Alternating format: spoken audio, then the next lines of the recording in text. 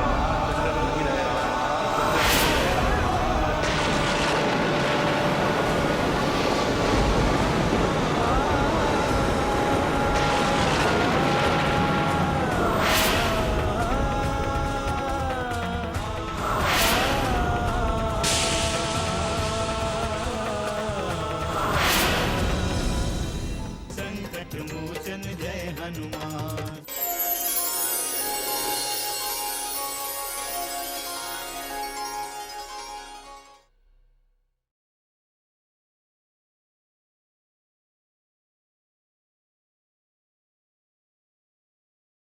संकट मोचन जय हनुमान।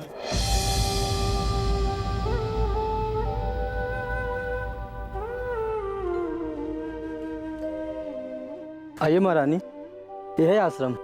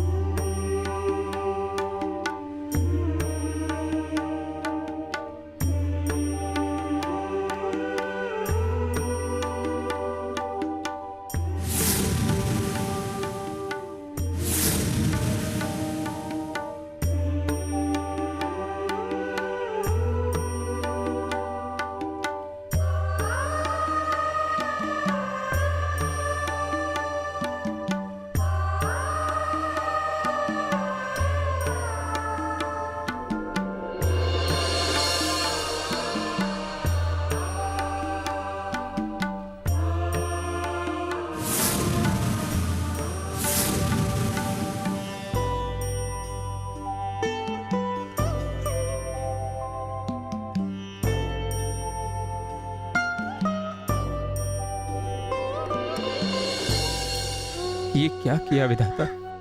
पिताश्री को हमसे छीन लिया। भला ऐसी कौन सी भूल हुई थी हमसे? कौन सा अपराध कर दिया था हमने? रघुकुल का ये शोक मैं सहन नहीं कर पा रही हूँ स्वामी। माता और पिता का वियोग सबसे बड़ा वियोग होता है। श्री राम आज अत्यंत दुखी दिखाई दे रहे हैं। श्री राम विधि के विधान को भली भांति जानते हैं देवी। उन्हें इस दुखद स्थिति का ज्ञान पूर्व में ही हो चुका था देवी। पुनः वो भाव विवल क्यों हो रहे हैं स्वामी? वो अपनी भावनाओं पर नियंत्रण क्यों नहीं रख पा रहे हैं? देवी,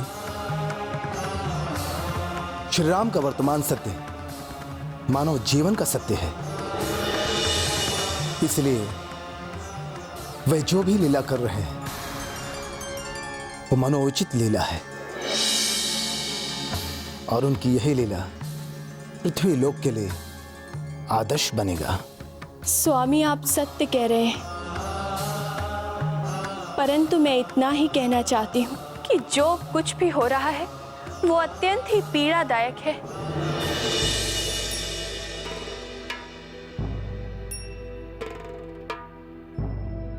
विधि के विधान को भला कौन टाल सकता है भरत? हम सब उसी के हाथों से संचालित हैं। इस समय हमें अपनी भावनाओं पर नियंत्रण रखना चाहिए।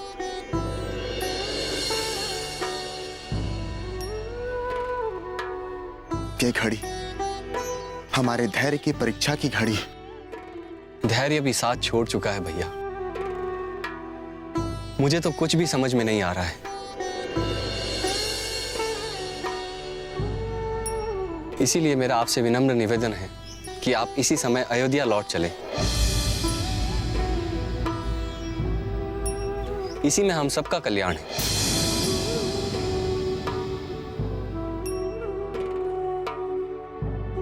हाँ भैया,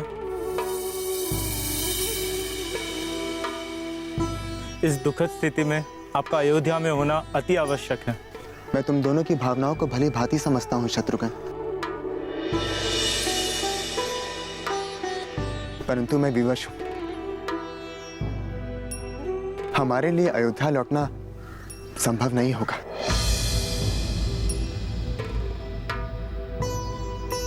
मैं पिताश्री के आदेश का उल्लंघन नहीं कर सकता। वो पिताश्री का आदेश नहीं था भैया। उसे एक दुखद घटना समझकर भूल जाइए। नहीं भ्राता,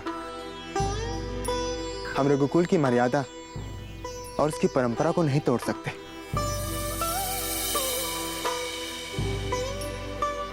संभव है कि हमारे वनवास में ही अयोध्या की भलाई छुपी हो।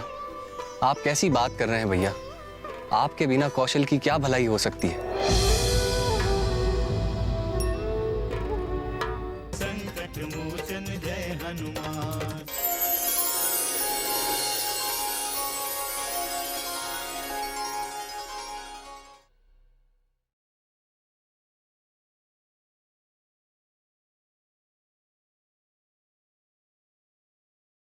संकट मोचन जय हनुमान। आपके बिना कौशल अनाथ हो गई है भैया।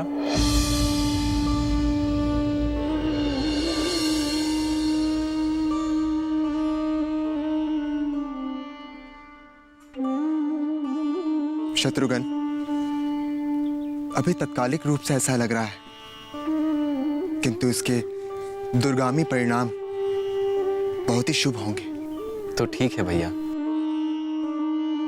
यदि आपके वनवास से ही अयोध्या का भला होने वाला है तो मैं भी आपके साथ रहूंगा।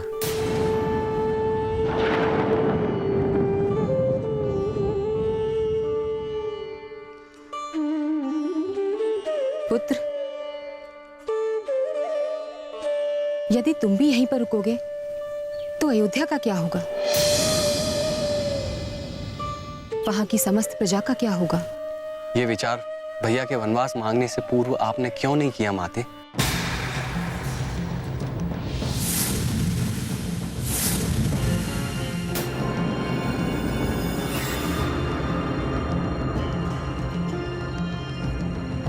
अभी इस चर्चा का कोई अर्थ नहीं है भरत। महाराज दशरथ की आत्मा की शांति के लिए तुम्हें उनका आदेश स्वीकार करना चाहिए भरत। किंतु मुझ में वो सामर्थ्य कहाँ है गुरुदेव, जो अयोध्या का राजपद स्वीकार कर सकूं।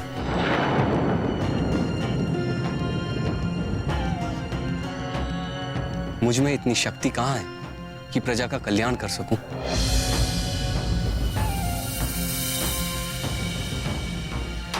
तुम अपनी शक्ति भूल रहे हो भरत। कदाचित तुम में अयोध्या ही नहीं, संपूर्ण आर्यवत को संभालने की शक्ति है। मेरा उपहास ना करे भैया। अवध की प्रजा आपको ही अयोध्या के राजा के रूप में देखना चाहती है, केवल आपको। जहां भावनाएं प्रबल होती हैं, वहां उचित निर्णय संभव नहीं होता भरत। तुम्हें विवेक से निर्णय करना चाहिए, ऐसा निर्णय जिससे अयोध्या का तो भला हो ही साथ संपूर्ण जगत का भी भला हो।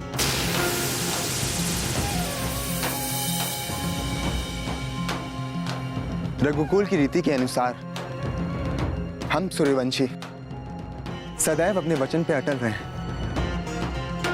और इस कारण हमें उस प्रथा का सम्मान करना चाहिए।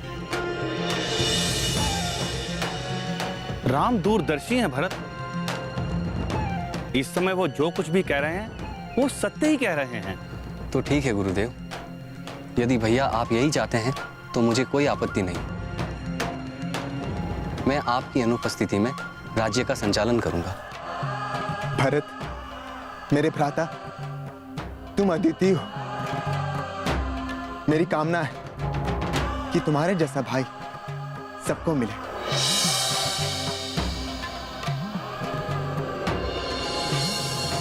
संकट मोचन जय हनुमान।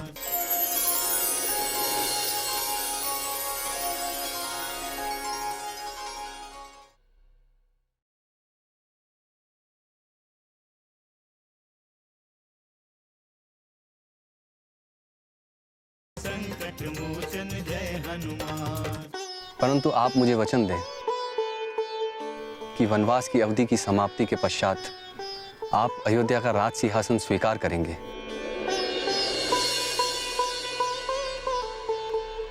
तब तक मैं आपकी चरण पादुकाओं को अयोध्या के राज सिंहासन पर रखकर तपस्वी वेश में नंदीग्राम में वास करते हुए आपके कार्यभार को वहन करता रहूंगा।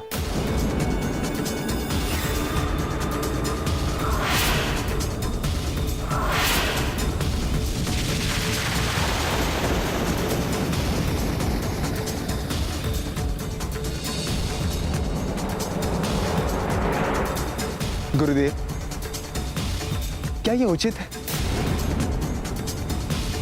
माता कैकेयी, क्या ये उचित है? माता कौशल्या, क्या आप भ्राता भरत के प्रस्ताव को उचित मानती है?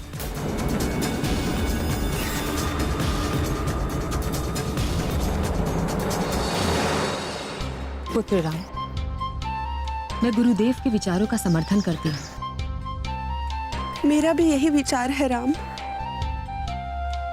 राम, तुम्हें भरत की भावनाओं का सम्मान करना चाहिए।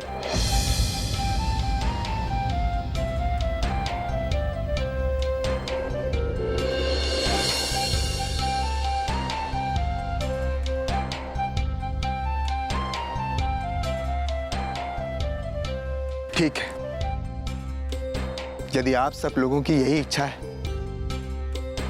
तो आप सबका आदेश शिरोधार्य है।